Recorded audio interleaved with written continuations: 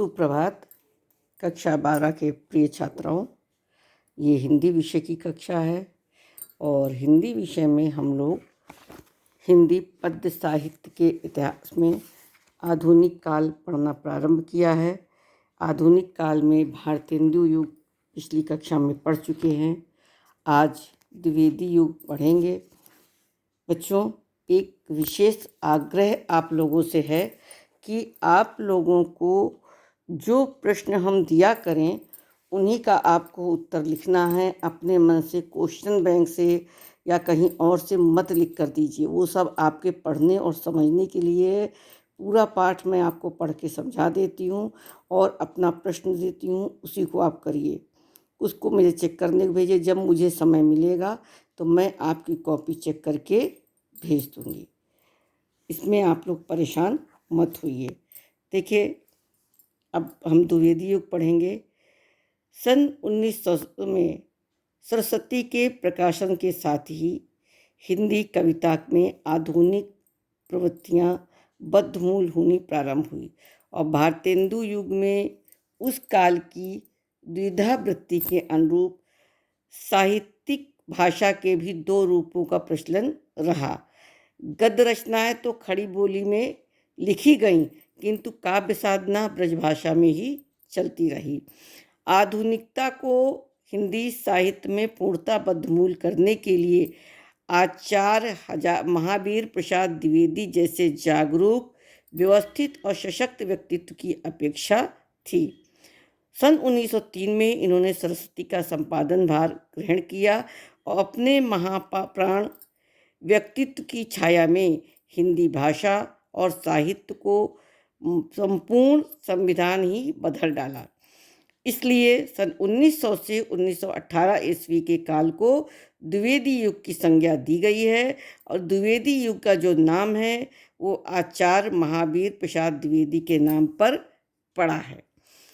आचार्य द्विवेदी की विशेष प्रसिद्धि हिंदी गद्य को परिष्कृत, परिमार्जित और व्याकरण सम्मत बनाने की दृष्टि से है, किंतु इससे भी अधिक उनका महत्व हिंदी के शब्द भंडार की अभिवृद्धि, उसकी अव्यंजना शक्ति के संवर्धन और उसके ज्ञान विज्ञान की नवीन धाराओं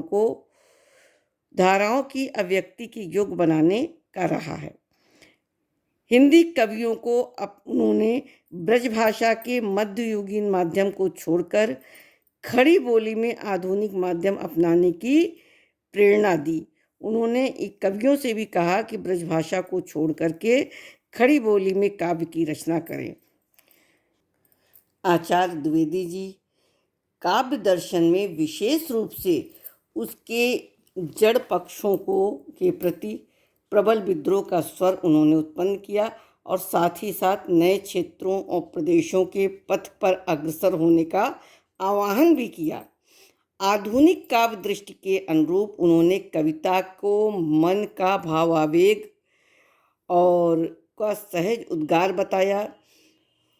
उनकी धारणा थी कि चींटी से लेकर हाथी पर्यंत पशु, भिक्षु से लेकर राजा पर्यंत मनुष्य, बिंदु से लेकर समुद्र पर्यंत जल, अनंत आकाश, अनंत पर्वत, सभी को लेकर कविता लिखी जा सकती है और सभी से उपदेश मिल सकता है, सभी के वर्णन से मनोरंजन हो सकता है। आचार्य द्विवेदी के इस व्यापक काव्य दर्शन को लेकर मैथिली शरण गुप्त, अयोध्या सिंह उपाध्याय हरिऔध, कामता प्रसाद गुरु, लोचन प्रसाद पांडे आदि ने कविताएं लिखी और इनकी रचनाओं में भी हमें परंपरा और प्रयोग दोनों के सुनने को मिलते हैं। आचार्य द्विवेदी सहृदय होते हुए भी मूलतः बुद्धिवादी थे और उनके इसी व्यक्तित्व के अनुरूप उनके युग में साहित्य के इस जगत में जीवन प्रवाह को बुद्धिपरक व्याख्यान मिलता रहा है। इसके बाद हमारा आता है छायावादी युग। छायावादी युग में प्रसाद की रचना काल इनकी प्रारंभिक रचनाओं से ही अस्वार अनुभूति की स्वर प्रधान हुए और द्विवेदी युग के मध्यकाल यानी सन 1909 से हिंदू पत्रिका के प्रकाशन के साथ ही आरंभ होता है। हिंदू की प्रथम कला की प्रथम किरण में ही उन्हें स्वच्छंदतावाद का उद्घोष करते देखते हैं। स्वच्छंदतावाद साहित्य में विद्रोह का स्वर रहा है और सामाजिक जीवन में ये रूढ़ियों और परंपराओं के विरोध, व्यक्ति के अपनी रुचि के अनुसार कार्य करने की प्रवृत्ति रूप में प्रकट हुआ है। साहित्य में वह अत्यधिक सामाजिकता के विरोध में आत्म अनुभूति की अभिव्यक्ति को प्रश्रय देता है। स्वच्छंदतावादी साहित्यकार स्वभावतः अनुभूतिशील और भावुक मनोवृत्ति का होता है और वह जीवन की अपनी भावना और कल्पना से अनुरंजित करके उपस्थित करता है। वह मूलतः सौंदर्य का साधक होता है और उसकी जो वह सौंदर्य साधना है कभी मानवीय रूप के लिए होती है और कभी प्रकृति के प्रति उन्मुख और कभी दिव्य अनुभूति के प्रति संप्रेरित होती है। स्वच्छंदतावादी काव्य रचनाओं का कला पक्ष भी नवीनता लिए है। उसमें मौलिक कल्पना का स्वच्छंद विलास ही दृष्टिगत होता है। हिंदी की छायावादी काव्य इन सभी कविताओं से समन्वित है और साथ ही उसमें भारतीय जीवन धारा के कुछ पारंपरिकगत एवं कुछ नवीन प्रवृत्तियां भी प्रकट हुई हैं। और ये प्रवृत्तियां कौन कौन सी हैं? आध्यात्मिकता का संस्मरण और वैष्णव भक्ति भावना, राष्ट्रीयता, पीड़ित जनता के प्रति सहानुभूति, दुखवाद या निराशावाद की है। प्रत्येक व्यक्ति की अनुभूतियों का स्वरूप भी भिन्न है, इसलिए हिंदी में के इन स्वच्छंदवादी कवियों का भी अपना अलग अलग व्यक्तित्व उनकी रचनाओं से उभरा है और इनकी काव्य प्रवृत्तियों के लिए में इसलिए पर्याप्त वैभिन्न है। ये हिंदी में स्वच्छंदतावादी काव्यधारा में आधुनिक काल के आध्यात्मिक महापुरुष रामकृष्ण परमहंस, विवेकानंद, रामतीर्थ और कालांतर में अरविंद का प्रभाव रहा।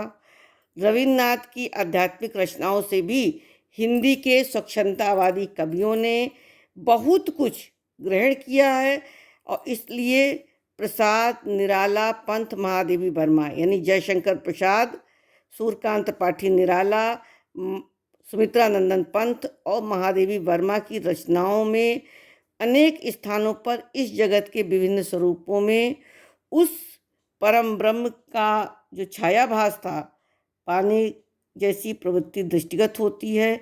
इन्हीं आध्यात्मिक छाया दर्शन की प्रवृत्ति के कारण इस काव्यधारा को छायावाद काव्यधारा कहा गया।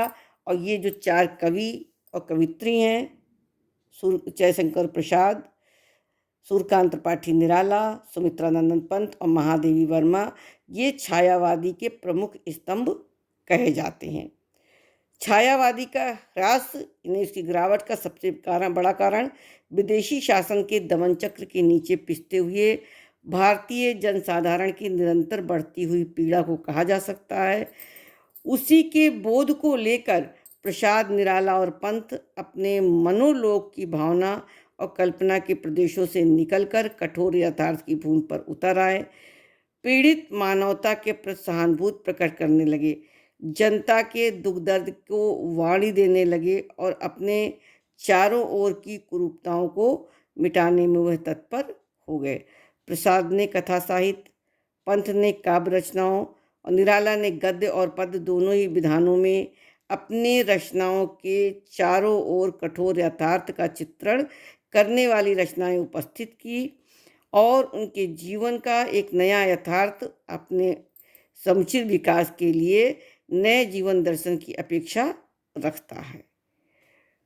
नया यथार्थ एक बाह्य कुंठा वाले मन के भीतर घुटन, निराशा, व्यक्तित्व को खंडित करने वाले अनेक वृत्तियां सरगर्मी से चक्कर लगा रही थी और जीवन का जो बाह्य यथार्थ की अभिव्यक्ति के लिए कार्ल मार्क्स का द्वंद्वात्मक भौतिकवाद का दर्शन अपनाया गया और मनुष्य के मन के भीतर सिगमंड फ्रॉयड का मनोविश्लेषण सिद्धांत का उपयोगी समझा गया।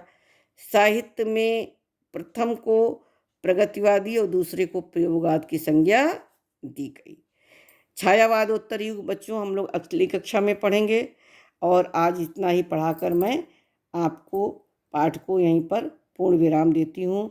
बच्चों, आप लोगों को जो भी प्रश्न मैं देती हूँ केवल उन्हीं का उत्तर लिख के दिया करिए। क्वेश्चन बैंक से या अन्यथा कहीं और से मत लिखिए, वो आपके पढ़ने के लिए है। पूरा हम आपको साहित्य समझा रहे हैं।